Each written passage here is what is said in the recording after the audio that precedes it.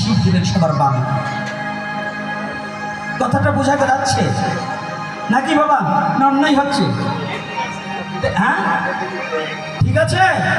এই বৈষ্ণবরা কি বলেন, ঠিক আছে কি না? ব্রাহ্মণ বাবারা কি বলেন, ঠিক আছে তো? তাহলে তিনটা আপনাদের একটা অনুরোধ করে যাই, এই জায়গায় জায়গায় মন্দির না করে এই মন্দিরগুলো এক সারিতে করে পরিক্রমার জায়গাটাও রাখবেন, এইভাবে মন্দিরটা নির্মাণ করবেন। রাধে রাধে। যাক, অধিকার বাড়াবো না। এইবার গতকাল যেখানে রেখে গেছি সেখান থেকে একটু আস্বাদন না করলে চলে না, বলবে যে বাবাজি কথা দিয়ে কথা রাখে না। আজকে এই লীলা 3-4 জায়গার থেকে বললাম কেন জানেন? একটা বুঝাইতে হলে আর একটা বলতে হয়, বলতে হয় না মা, বলতে হয় না? তবে একটু শোনো, আমাদের বাস্তব জীবনের কথা শোনো, তারপরে আবার লীলায় যাব। আমি বলছিলাম প্রথম একটা সন্তান পৃথিবীতে, চৈত্র মাসে সন্তান আনলে কুলোটা হয়। এই নারীরা জেনে যাও, আজকে ফ্রি সার্ভিস দেবো। 40 বছর বসে দীক্ষা নিয়েছেন, ওই দীক্ষাগুরু আপনাকে বলে নাই কোন দিন একটা সন্তান কিভাবে আনবেন, খালি মুসা দিয়েছেন কিন্তু কাজ দেয় নাই। কি এরকম আছে কি না? হ্যাঁ, এখনো দীক্ষাগুরু পরম্পরাও নাই, আবার প্রণালীও দেয় নাই, পরম্পরা দেয় নাই, এরকম আছে না? আছে কি না? এখন আজকে ফ্রি সার্ভিস যদি একটু নিতে চান ধৈর্য ধরে বসে যান। আর ফ্রি সার্ভিস না হলে পরে ভাবছিলাম এই গুরুগিরি ব্যবসা এই গোপন রাখবো, এখন দেখি না কিছু বলি দেই, যদি জগতের কিছু কল্যাণ হয়। দীক্ষা চৈত্র মাসে দীক্ষা নিলেও অভাব যাবে না। চৈত্র মাসে দীক্ষা নিলে দুঃখ হয়, জ্যৈষ্ঠ মাসে আয়ুক্ষয়, আর ভাদ্র মাসে পুত্রক্ষয়। যদি কারো জরুরি দীক্ষা নিতে হয় আগে বিষ্ণু পূজা করিয়ে তারপরে যজ্ঞ করিয়ে তারপরে দীক্ষা নিতে পারিবে। এখন ওটা করবার গেলে 20-25 হাজার টাকা দায় ধরাদার হয়ে যায়।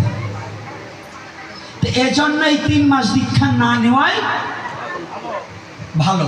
দেখবেন দীক্ষা তত্ত্বতে লেখা আছে, হরিভক্তি বিলাস, আমার কথা নয়।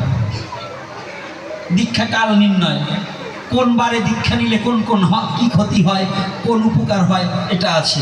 আবার সন্তানাদি জন্মগ্রহণ করাতে হলেও চৈত্র মাসে ঋতুবতীতে যদি কোনো সন্তান গর্ভবতী হয়, ওই সন্তান দুর্চরিত্র হবে, জানিবে ইচ্ছা। জ্যৈষ্ঠ মাসে হয়তো পিতা মরবে নয়, মাতা মরবে নয়, ওই সন্তান মরবে। ভাদ্র মাসেও ওই সন্তানের দ্বারা ক্ষতি ছাড়া কোনো উপকার হবে না। এজন্য সনাতনী শাস্ত্রে কথাটা খেয়াল রাখবেন। বাবা একটু কথা এখন বলবেন না। রাধে রাধে, রাধে রাধে। সামনে বসে কথা বলবেন না, যদি কোনো লেখালেখি থাকে পরে দেন, কারণ যেখানে লেখালেখি যে কটা বলছি যদি এটা দেওয়ারা দিয়ে নেয়, কিন্তু কথা বলবেন না। এখন মাথাটা অন্য জায়গায় চলে গেছে। কারণ এই যুব সমাজ জেনে যান, আপনারা যারা গাছেও আর ধরবে না, তলায়ও পড়বে না, আপনাকে নিয়ে আমার কোনো ভাব নাই। কারণ আপনাকে এখন যদি বলি আর 2টো জন্মাতা জন্মাবেন না, আর আমি অগ দিয়ে 2টো জন্মাতে পারবা না, এই জন্য অগকে একটু বলি যাই যাতে ভালো আসুন আসুন জগতে। কি সাধু বাবারা নাকি? দেখি যুবক বাবারা শুনতে চাও নাকি? না, একেবারে সবাই ব্রহ্মচারী হয়ে গেছে না? ব্রহ্মচারী হবা না নেই, যখন ফসল বুনাবা দিন খান দেখে একটু বুনাই, দিন খান নেই আছে কি না? ঋতুবতী হলে পরে কোন দিনে বাচ্চা নিলে অল্প আয়ু হয়, কোন দিনে বাচ্চা নিলে গর্ভে বিনাশ হয়, এই তত্ত্ব জানিবে আগে। এটা জানা যাবে কিনা? তবে সব বলবো না নেই, কারণ আমি আসলে দক্ষিণে 10 টাকা তাই দিবার চান না, মোড়ামুড়ি করেন। আর ওই যে জাগো কানেতে ফুনেছেন, সারা বছর আসবে কানে দিছে ফিস ফিস, মাস গেলে চান্দা দিস, চান্দা তাগো দেবেন, তাই আমি সব বলি দেবো। কি গুরুদেবের কাছে আদায় করবে না কিছু? এই জন্য একটু খোঁজা দিয়ে গেলাম যাতে আনতে পারেন। এই জন্য কোন কোন তিথিতে বাচ্চা নিলে তার সর্বনাশ ঘটবে এ সম্বন্ধেও জানতে হবে।